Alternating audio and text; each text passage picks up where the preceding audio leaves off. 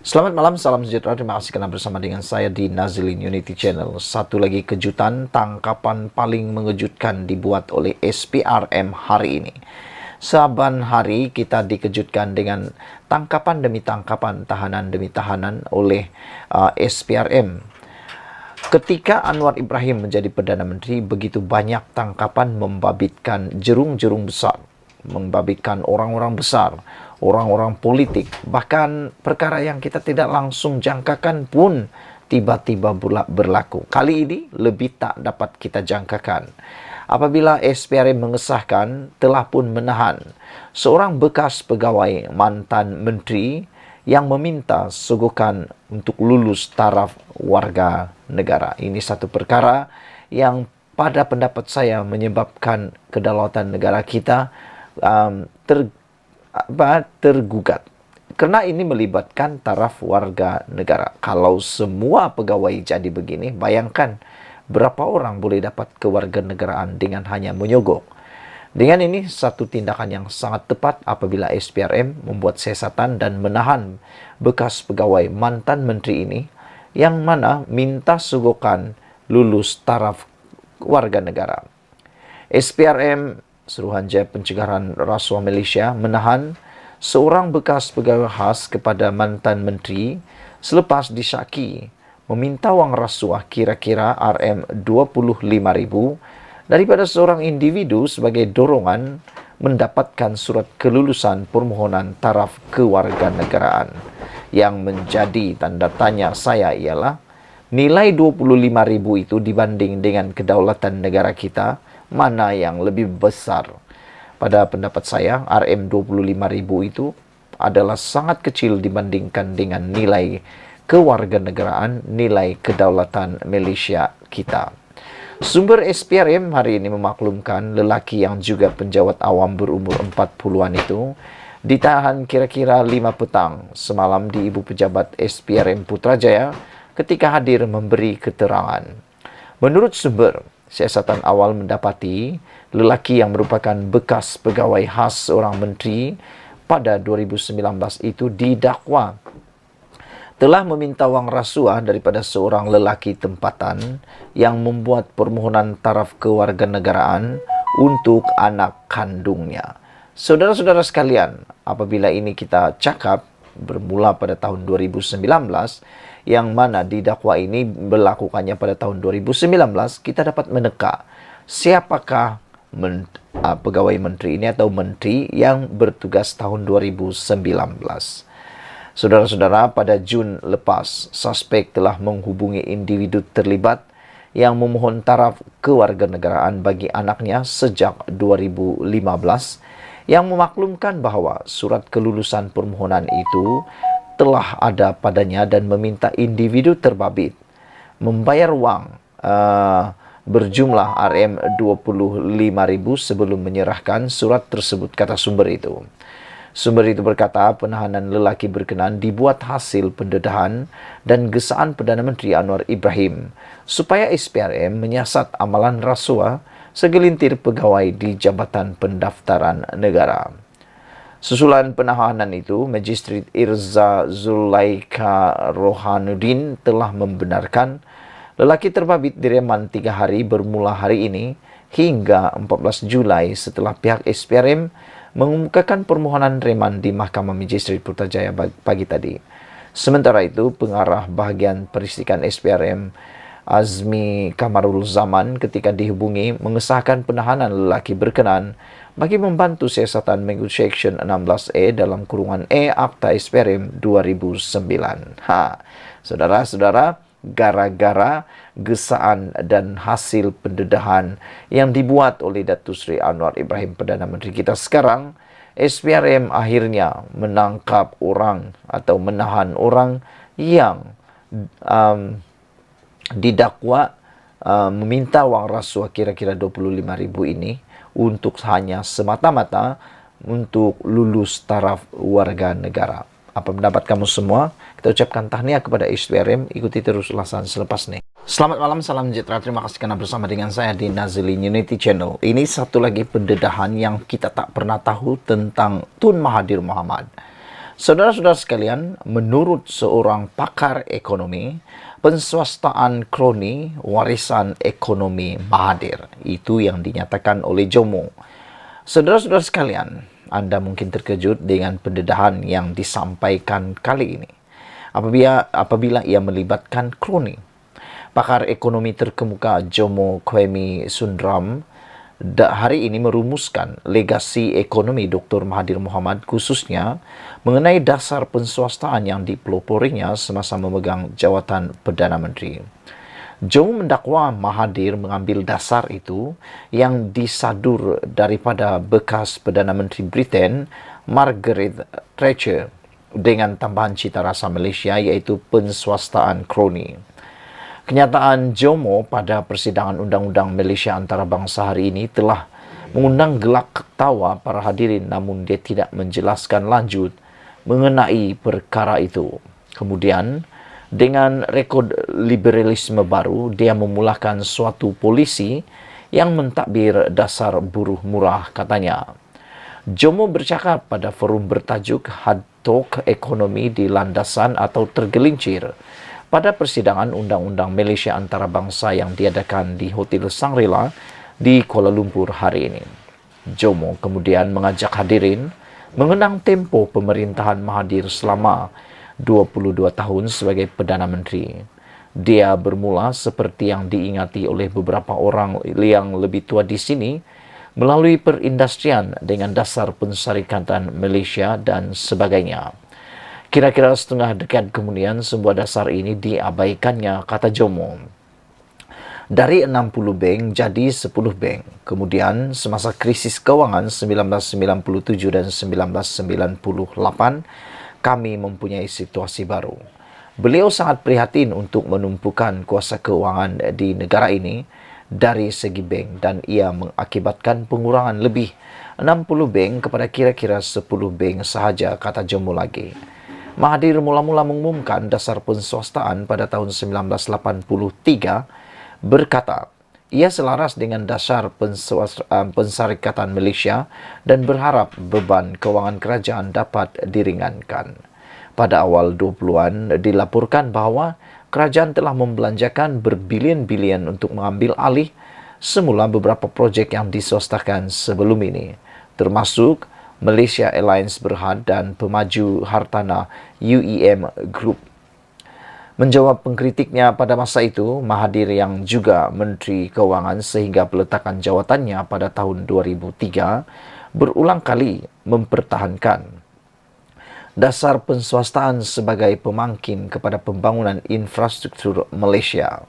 Dalam temu bual bersama CNN Indonesia pada tahun 2017, bekas Perdana Menteri dua kali itu terus mempertahankan dasar penswastaannya yang didakwa pengkritik telah mewujudkan budaya kapitalisme kroni dan melebarkan jurang pendapatan di Malaysia.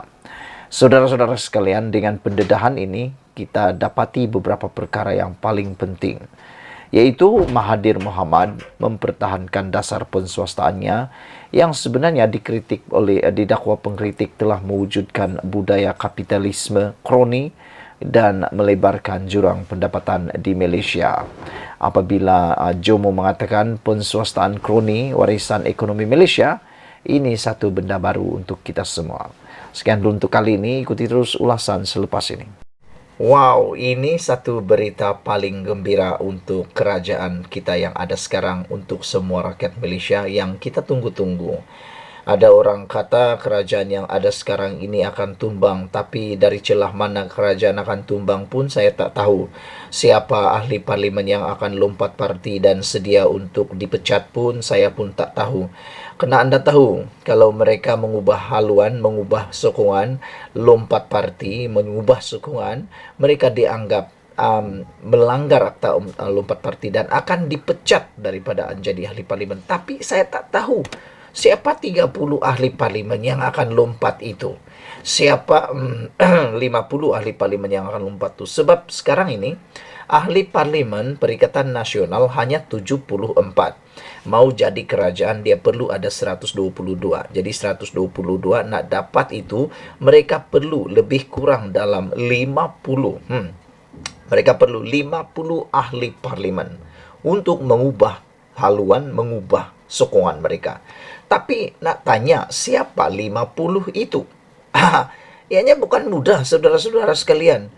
Ianya bukan mudah seperti petik jari. Kalaulah tiada akta anti lompat parti, ya tentu kita rasa kerajaan dah bertukar minggu lepas. Tapi oleh kerana ada akta anti lompat parti, kita bersyukur kepada Tuhan kerana akta ini telah menyelamatkan Parlimen Malaysia, menyelamatkan, menstabilkan kerajaan. Itu yang saya pernah kata sebelum ini.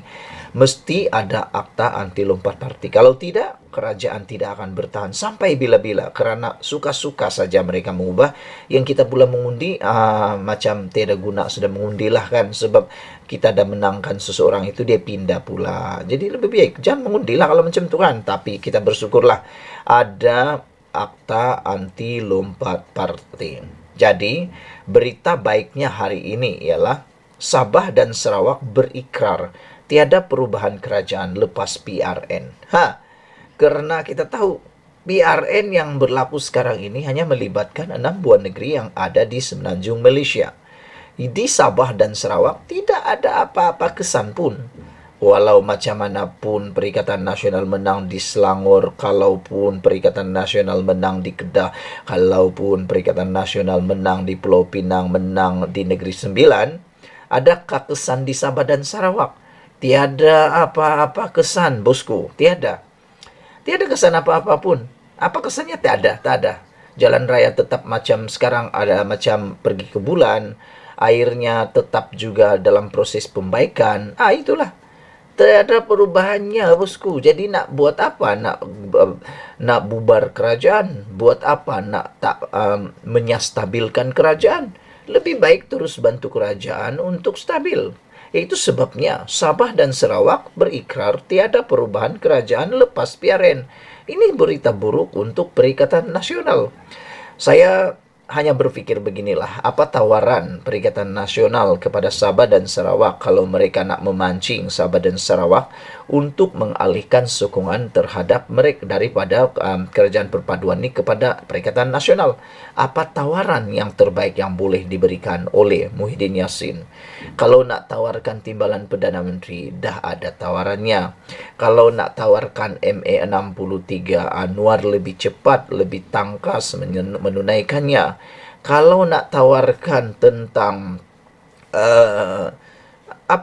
tentang perkara-perkara yang lain yang lebih sensitif, Sabah lagi sensitif, tak setuju dengan perkara yang dibawakan oleh beberapa perkara yang dibawakan oleh Perikatan Nasional, termasuklah isu-isu berkaitan agama, bangsa dan sebagainya. Selain daripada itu, saudara-saudara sekalian, adakah Muhyiddin Yassin sanggup memberikan jawatan Perdana Menteri kepada Sabah dan Sarawak? Itu saja tawaran yang tidak dibuat oleh Anwar Ibrahim, yaitu memberikan jawatan Perdana Menteri kepada Sabah dan Sarawak. Selain daripada itu, hanya mungkin kalau Muhyiddin sanggup memberikan lebih daripada 80% hasil di Sabah menjadi milik negeri Sabah, mungkin itu saja tawaran yang terbaik yang boleh diberi oleh Muhyiddin. Selain daripada itu, tiada bezanya. Itu sebabnya Sabah Sarawak tetap berikrar menyokong Anwar Ibrahim. Seorang pemimpin kanan UMNO memberitahu parti dari Sabah dan Sarawak yang menyertai kerajaan sekarang sudah memberi jaminan tiada perubahan akan berlaku selepas PRN berlangsung. Menurut anggota Majlis Kerja Tertinggi UMNO Razlan Rafi, komitmen tersebut dinyatakan sendiri dua pemimpin utama parti yang berkaitan, yaitu Premier Sarawak dan juga Ketua Menteri Sabah. Katanya, kedua-dua pemimpin terbabit memberikan komitmen untuk mempertahankan kerajaan perpaduan. Semalam telah diputuskan tema PRN kali ini ialah perpaduan demi kestabilan dan kemakmuran. Premier Sarawak dan Ketua Menteri Sabah mengatakan tidak akan ada perubahan kerajaan seperti didakwa setengah pihak walau apapun terjadi. Justru, matematik politik hari ini menunjukkan ia tidak akan membuat kepada berlaku pertukaran kerajaan berdasarkan komitmen diberikan Premier Sarawak dan Ketua Menteri Sabah. Sebelum ini, dalam kempennya menjelang PRN pada 12 Ogos nanti, Perikatan Nasional dilihat membawa naratif bahawa akan ada pertukaran kerajaan jika PHBN berjaya ditewaskan di Selangor, Pulau Pinang dan Negeri Sembilan. Malah, Beberapa pemimpin pembangkang seperti pengerusi Perikatan Nasional Sarawak Azmin Ali memberitahu penyokong mereka selepas kerajaan pimpinan Perdana Menteri Anwar Ibrahim akan jatuh selepas PRN nanti. Razlan yang juga setiausaha politik Timbalan Perdana Menteri Ahmad Zahid Hamidi berkata, kepimpinan parti politik dalam kerajaan perpaduan mengutamakan kestabilan dan kemakmuran demi memperjuangkan nasib rakyat. Katanya mereka tidak lagi mahu melihat rakyat terkesan akibat permainan politik sesenap pihak yang ingin kembali ke Putrajaya. Jadi saya nasihatkan pemimpin PN, berhentilah membohongi rakyat kononnya akan ada perubahan kerajaan selepas PRN nanti. Kita mahu mewujudkan perpaduan ke semua ahli politik Parlimen untuk mendapatkan kestabilan dari sudut ekonomi dan masa depan rakyat, katanya lagi. Sejak 2018, parti-parti dari Sabah dan Sarawak selalu menjadi perhatian ramai apabila isu pertukaran kerajaan dibangkitkan. Hal ini kerana berdasarkan keadaan semasa, penyertaan dari kedua-dua negeri berkenaan memberi pengaruh besar kepada kedudukan sebuah parlimen atau parti di parlimen. Sekian dulu untuk kali ini. Jangan lupa tinggalkan komen anda, tekan butang subscribe. Kita jumpa lagi. Bye-bye. Selamat petang, salam sejahtera. Rupa-rupanya ini punca Perikatan Nasional mahu sangat pertukaran kerajaan di Putrajaya dipercepatkan. Wah, ini satu perkara yang menarik yang anda harus wajib untuk menonton dari awal sampai akhir, yang akan kita kongsikan, yang akan kita ulas berkaitannya. Dipetik daripada Malaysia Kini, seorang pemimpin daripada UMNO memberikan pendedahan mengapa kerajaan, mengapa pembangkang mahu kerajaan yang sekarang ditukar dengan segera. Rupa-rupanya menurut seorang pemimpin UMNO, beliau mengatakan bahawa tak tahan jadi pembangkang punca Perikatan Nasional jajah isu pertukaran kerajaan, kata pemimpin UMNO iaitu Razlan Rafi. Sebelum kita teruskan ulasan ini, apa pendapat kamu dengan ulasan ataupun dengan pendapat Razlan Rafi ini? Iaitu punca utama pembangkang punca Perikatan Nasional mahu jajah isu pertukaran kerajaan, seperti yang dikatakan oleh Muhyiddin Yassin kemarin bahawa akan ada pertukaran tak lama lagi dan sebagainya. Mereka jajah perkara itu. Adakah anda setuju apa yang dikatakan oleh Razlan Rafi bahawa mereka tak tahan jadi pembangkang? Yalah kan, dalam pembangkang ni banyak masalah. Uang tak cukup, kuasa tak ada, nak cakap semua benda tak boleh, macam itulah. Adakah ini yang menjadi puncanya Perikatan Nasional mahu sangat kerajaan bertukar? Bukan kerana nak semata-mata nak membangun Malaysia, bukan semata-mata mahu membantu rakyat, tetapi mungkin juga tak tahan jadi pembangkang. Saudara-saudara sekalian, kita tahu Perikatan Nasional tak pernah jadi pembangkang lama. Mereka hanya mampu sempat ataupun Parti Bersatu hanya sempat menjadi pembangkang selama beberapa bulan, 22 bulan sahaja. Akhirnya jadi kerajaan melalui tebuk atap. Tapi selepas itu jadi lagi pembangkang. Jadi akhirnya ini kesimpulan daripada Razlan Rafi, tak tahan jadi pembangkang. Berbanding dengan Datuk Seri Anwar Ibrahim sebagai ketua pembangkang sekarang, anda tahu Kerajaan Pakatan Harapan yang ada sekarang ini ialah kerajaan yang telah pun berpuluh tahun menjadi pembangkang. Itu yang namanya meniti jalan berliku untuk mendapat kuasa, itu akan lebih dihargai. Lebih mudah, lebih menghargainya berbanding dengan orang yang mendapat kuasa kerajaan melalui tebuk atap atau cara yang tak terpuji, maka itu akan mudah untuk hilang. Perikatan Nasional perlu berhenti serta berhenti berbohong. Maafkan saya, Perikatan Nasional perlu berhenti berbohong serta menghasut rakyat. Kononnya akan ada pertukaran kerajaan di Putrajaya sekiranya parti itu menang besar dalam 6 pilihan raya negeri pada 12 Ogos nanti. Ahli Majlis Kerja Tertinggi MKT UMNO Razlan Rafi berkata, pertukaran kerajaan tak akan berlaku berdasarkan beberapa faktor, termasuk komitmen terbaru yang diberikan pemimpin Sabah dan Sarawak. Menurut Razlan, sebenarnya dia berpendapat PN tidak boleh bergerak lama sebagai pembangkang, dan disebabkan itu gabungan terbabit berusaha dengan gigih untuk menggugat kerajaan yang ada kini. Jadi Perikatan Nasional janganlah menghasut rakyat kononnya ada perubahan kerajaan pusat. sekiranya kemenangan besar buat mereka. Mereka terus membuat dakwaan. Kononnya, ada ahli parlimen ingin bersama mereka, tapi bila kita kira, tengok keadaan semasa dan semua tahu ada akta until 4 parti. Sama juga seperti Zuraida Kamarudin, kena saman dan diarah bayar RM 10 juta kepada PKR. Kebanyakan parti memang mempunyai perjanjian dengan semua calon mereka, kata beliau. Sebelum ini, Perikatan Nasional memberi gambaran bahawa kerajaan pusat akan bertukar selepas Perikatan PRN. Sekiranya mereka berjaya mencapai kemenangan besar di Kedah, Kelantan, Terengganu, Pulau Pinang, Selangor dan Negeri Sembilan. Bagaimanapun, ia dinafikan oleh Timbalan Presiden PKR Rafrizi Ramli yang menegaskan kerajaan pusat tidak akan berubah kerana anggapan tersebut sebagai tidak berasas sama sekali. Razlan berkata Perikatan Nasional perlu berhenti membuat dakwaan palsu bahawa mereka mempunyai peluang untuk menguasai kerajaan pusat selepas 12 Ogos nanti. Saya nasihatkan Perikatan Nasional, berhentilah membohongi rakyat. Berhentilah membuat caca merba kepada kerajaan hari ini, katanya lagi. Saudara-saudara sekalian, ini satu pendedahan yang pastinya akan menarik perhatian Anda untuk Anda kongsikan dengan semua orang, termasuk keluarga dan kumpulan-kumpulan WhatsApp Anda, TikTok dan sebagainya. PN perlu berhenti berbohong serta menghasut rakyat. Kononnya ada pertukaran kerajaan di Putrajaya. Ini sebabnya Perikatan Nasional tak tahan jadi pembangkang. Saudara-saudara, ikuti terus ulasan selepas ini.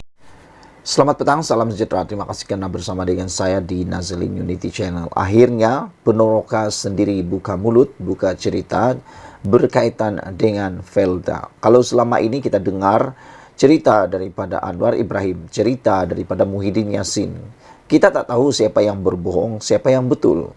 Kita pun tak tahu siapa yang sebenarnya mengambil kesempatan daripada kesempitan.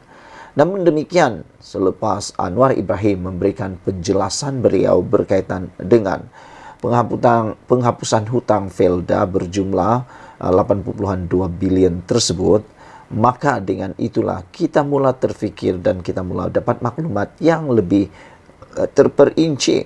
Namun Muhyiddin pula cuba mempertahankan diri beliau. Ramai orang mereka kata kedua-duanya sukar dipercayai kerana memerlukan bukti daripada pihak yang berkecuali. Akhirnya, apa yang kita tunggu-tunggu akhirnya muncul. Kita nak dengar sendiri apa kata Penoroka Felda sendiri. Ialah kan, kalau Penoroka Felda sendiri yang cakap, itu ialah pihak yang ketiga. Jadi apa kata Penoroka Felda? Jom saya sampaikan kepada anda. Penoroka Felda akhirnya dedah perkara sebenar isu hutang Felda yang ramai tak tahu. Anda beruntung, Anda share video ini supaya semua orang tahu bahawa inilah perkara sebenar yang berlaku. Sebagai Ketua Penoroka Felda Kebangsaan Felda, saya tampil untuk menceritakan perkara yang sebenarnya mengenai isu hutang Felda, kata Ketua Penoroka Kebangsaan Felda ini.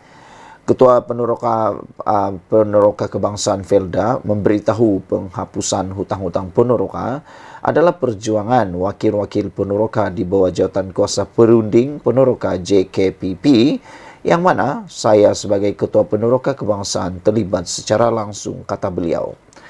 Kami melihat 15 tahun Felda tidak mengeluarkan penyata hutang kepada penoroka. Banyak rungutan dari penoroka, ada hutang yang tak wajar. Saya bagi salah satu contoh, sepatutnya, kata beliau, sepatutnya membaca setahun 5 kali, tapi Felda buat 2 kali. Cas hutang penoroka 5 kali.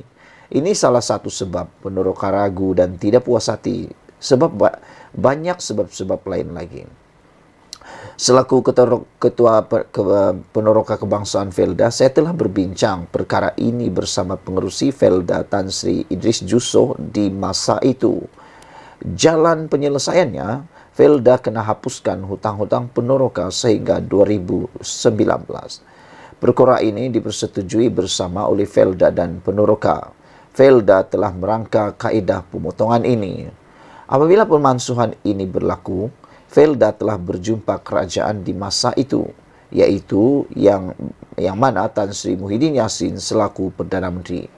Apabila pemansuhan itu berlaku, Felda telah hilang punca pendapatan. Bagaimana nak bayar hutang-hutang bank? hutang bank dan KWSP, serta lain-lain. Kerajaan di masa itu telah bersetuju untuk mengeluarkan sukuk RM9,9 bilion dengan jaminan kerajaan.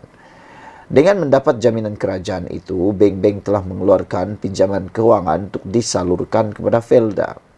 Saya sendiri bersama Tan Sri Idris Jusso, Presiden MBFM, Presiden KEF dan wakil dari pengurusan Felda berjumpa Tan Sri Muhyiddin Yassin di Pejabat Perdana Menteri di Parlimen. Setelah diberi penerangan mengenai sukuk ini, kami berpuas hati dan mengucapkan ribuan jutaan terima kasih kepada Yang Amat Berhormat Perdana Menteri pada waktu itu, yaitu Muhyiddin Yassin. Semasa dalam penerangan, Yang Amat Berhormat Perdana Menteri berkali-kali bercakap, ingat, ini bukan percuma, kena bayar balik. Sehinggalah semasa bersalam hendak pulang pun, Perdana Menteri masih mengulangi ayat, ingat, ini kena bayar balik. Setelah diberi penerangan mengenai sukuk ini, kami berpuas hati dan mengucapkan jutaan ribuan terima kasih, kata beliau. Setelah keuangan dapat dari bank-bank, Felda telah membayar segala hutang-hutangnya, termasuk untuk Felda memberi saham-saham FGV, yang mana sekarang Felda menguasai sebanyak 82%. Sama ada kerajaan sudah memeterai perjanjian dengan Felda, bagaimana sukuk ini harus dibayar itu kita tidak dimaklumkan, dan sehingga habis tahun 2022 masih ibarat menunggu buah yang tak gugur. Apabila kerajaan perpaduan mengambil alih tampuk pemerintahan negara yang diketuai oleh Yang Amat Berhormat Datuk Seri Anwar Ibrahim sebagai Perdana Menteri, beliau telah menyemak perkara ini bersama Kementerian Keuangan. Pada hujung bulan Jun 2023, Perdana Menteri Anwar Ibrahim telah menandatangani satu jaminan dari kerajaan untuk merealisasikan dari perjanjian terdahulu, yang mana kerajaan bersetuju untuk membantu Felda sebanyak RM1 bilion setahun untuk membayar pokok pinjaman Felda melalui sukuk RM9,9 bilion. Apabila ini berlaku, Felda menarik nafas lega. Felda hanya perlu mendapatkan lain-lain sumber pendapatan yang salah satunya dari FGV LLA, kilang dan sebagainya yang mendapat pendapatan RM1 bilion lebih. Dengan pendapatan ini, Felda boleh membayar gaji kaki tangan, faedah bank, pendahuluan tanam semula peneroka, pendahuluan baja, sara hidup dan lain aktiviti yang membabitkan kebajikan peneroka. Mungkin dalam masa 8 tahun, Felda boleh berjalan seperti biasa dan kembali ke landasan asal penubuhannya. Semasa majlis sambutan Hari Peneroka Felda pada 7 hari bulan Julai yang lepas, Perdana Menteri telah pun meluluskan beberapa peruntukan untuk kesejahteraan peneroka dan Felda. Bantuan kerajaan RM1 bilion setahun untuk membayar hutang sukuk kepada bank pokok sahaja. Ia meringankan beban Felda dan Felda akan menggunakan pendapatan-pendapatan lain untuk kos seperti kos operasi Felda termasuk kebajikan peneroka. Perdana Menteri telah meluluskan peruntukan tambahan untuk menyediakan pemasangan lampu-lampu jalan di kesemua kawasan rancangan Felda yang membabitkan 37.012 lampu jalan dengan bayaran-bayaran bil bulanannya ditanggung oleh kerajaan melalui kementerian terbabit. Saudara-saudara sekalian, apa yang amat menarik sekali ialah apabila Ketua Peneroka Kebangsaan Felda ini melihat ini adalah satu kesungguhan kerajaan perpaduan dan madani untuk membantu Felda dan Peneroka. Saya menyambut baik atas usaha ini dan mendoakan semoga Allah permudahkan segalanya, kata beliau. Memetik kata-kata pengerusi Felda yang baru, Datuk Seri Ahmad Sabri Cek, kita ini ibarat 3 tiang tunku yang berdiri tegak, teguh dan menerima kawah besar yang berada di atas kita. 3 tiang itu peneroka, Felda dan kerajaan. Jika salah satu tiang patah, rebahlah kawah di bumi, kata beliau. Peneroka, Felda dan kerajaan berpisah tiada. Kalau Felda tidak bernafas, peneroka tidak bernafas, tak kiralah kerajaan manapun. Felda adalah lubuk tamadun Melayu, sewajibnya dibantu bila berlaku kesusahan. Saya menyeru kepada semua peneroka dan warganya terus memandang ke hadapan untuk terus kita maju dan berjaya dalam keberkatan, kata beliau. Penulis adalah Ketua Peneroka Kebangsaan Felda. Sekian dulu untuk kali ini, share video ini, baru kita tahu rupa-rupanya ini yang berlaku. Bye-bye. Selamat petang, salam sejahtera. Terima kasih karena bersama dengan saya di Nazilin Unity Channel. Petang ini satu pendedahan di mahkamah melibatkan Muhyiddin Yassin benar-benar mengejutkan kita. Ini tentang 4 pertuduhan salah guna kuasa Muhyiddin